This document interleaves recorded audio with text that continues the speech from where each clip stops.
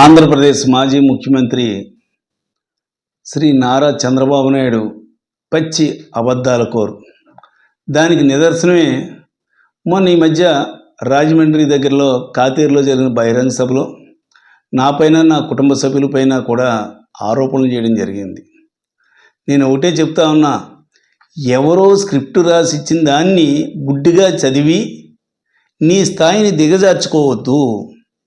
నీకు నిజంగా దమ్ము ఉంటే 2014 నుంచి 19 వరకు స్థానికంగా ఉన్నటువంటి ఎమ్మెల్యే, నీ ఎమ్మెల్యే తనపైన 2019 నుంచి ఈ రోజు వరకు ఎమ్మెల్యేగా ఉన్న నా పైన సిబిఐ ఎంక్వైరీ చేయమని సెంట్రల్ గవర్నమెంట్కి లెటర్ రాయవయ్యా. ఒక మాజీ ముఖ్యమంత్రిగాను ఆ హోదాలో రాయి, నిజాలు నీకు తేలుతాయి కదా.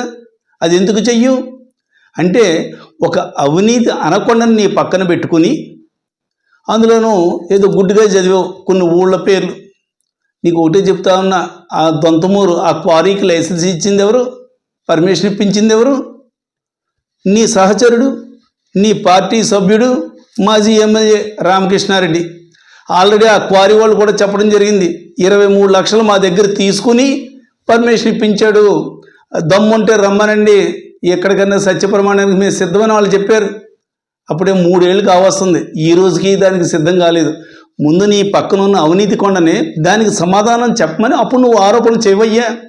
అంతేగాని గుడ్డిగా ఏదో చెప్పింది నువ్వు చేసి అతను చెప్పింది ఏమైతే చెప్పారో అది నువ్వు ఆరోపణలు చేయడం అన్నది ఎంతవరకు కరెక్ట్ అన్నది నువ్వే ఆలోచించు.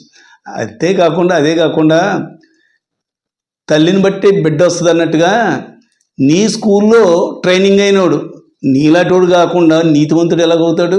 నీ స్కూల్లో ట్రైనింగ్ అయినోడు నీ శిష్యుడు. తప్పదు. నీ అవినీతి ఆ స్థాయిలో ఉంటే 1000 కోట్లు ఉంటే 100 కోట్లు ఇతను అవినీతి. అందు గురించే చిత్తుగా అనపర్తి నియోజకవర్గంలో ఎప్పుడూ లేని విధంగా చిత్తుగా ఏ తెలుగుదేశం పార్టీ ఎమ్మెల్యే కూడా క్యాండిడేట్ కూడా ఎప్పుడు ఓడిపోయిన విధంగా చిత్తుగా అనపర్తి నియోజకవర్గ ప్రజలు ఓడించారంటే కారణం నీ పక్కన ఉన్నటువంటి అవినీతి కొండ అనపర్తి మాజీ శాసనసభ్యుడు. అంతేగాని ఇంకో విషయం కూడా చెప్పమంటారా? నీ మాజీ ఎమ్మెల్యే గురించి మరి అతని హయాంలో మరి ఏమైతే మరి బ్రాందీ షాపుల దగ్గర నుంచి లేఅవుట్ల దగ్గర నుంచి అదేవిధంగా ఏదైనా మైనింగ్ కావాలన్నా చెరువులు తవ్వించుకోవాలన్నా ఏ రకంగా డబ్బులు గుంజేసేటో తెలుసు కదా.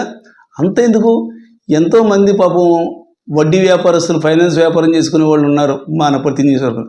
వాళ్ళని ఏ రకంగా కాల్మనీ కేసులు పెట్టి ఏ రకంగా వేధించాడో తెలుసు కదా నీకు. అంతేకాకుండా నువ్వు నాకు డబ్బులు ఇస్తే నీ మీద కేసు ఉండదు, లేదంటే నీపైన కేసులు పెడతాం, కాల్మనీ కేసు పెడతామని కూడా బెదిరించి బ్లాక్మెయిల్ చేసి ఏ రకంగా డబ్బులు వసూలు చేసాడో మాజీ ఎమ్మెల్యే ఒక్కసారి నువ్వు రిపోర్ట్స్ తెచ్చుకోవయ్యా, నీకే తెలుస్తుంది. అంతేగాని ఇటువంటి చౌకబారు ప్రకటనలో చౌకబారుగా నువ్వు చేసిన విమర్శలు ఎవరో నమ్మరు. అనపర్తి నియోజకవర్గ ప్రజలకే కాదు, తూర్పుగోదావరి జిల్లాలో ఉన్న 50 మంది ప్రజానీకానికి తెలుసు నీ మాజీ ఎమ్మెల్యే యొక్క చరిత్ర, నా చరిత్ర కూడా.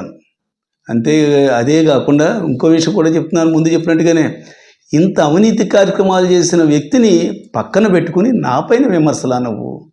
ముందు నీ వాడి సంగతి చూడవయ్యా. గురువింద గింజ తన నలుపు తనకు తెలియదట. నీ మాజీ ఎమ్మెల్యేకి తన నలుపు తనకు తెలీదు, ఎదురువాడి మీద ఏదో ఆరోపణలు చేయడం తప్ప.